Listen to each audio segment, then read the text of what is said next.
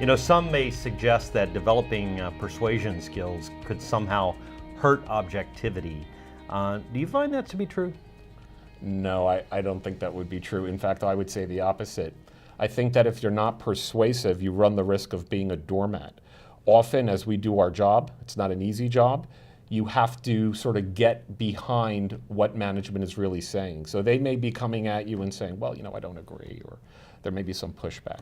But why is that? Often it's because they may see the results of your work as making them look bad, which is not what we're trying to do. Or it may result in more work for them, which is something they don't want. So it gets clouded in all of this sort of emotion that you have to work through, and you have to persuade.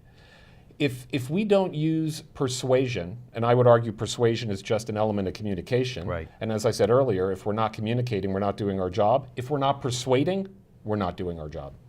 I think that's very well put. And I think from my experience, persuasion can be a big time saver, because if I have to negotiate and everything becomes a matter of me trying to exercise authority as the auditor to make or to be able to get management to agree to change, it's far more time intensive, uses a lot more energy than using persuasive skills. Yeah, but not easy to do, right? No. I mean, and when we're interviewing new auditors, how much of the questions we're asking them are about how they persuade? Right.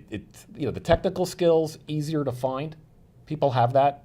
But the ability to interact in a comfortable, meaningful way, to be able to persuade without being pushy, these are the things that are harder to find, but these are the things that we need as a profession, particularly if we're going to go in the direction that we're all talking about as professional auditors.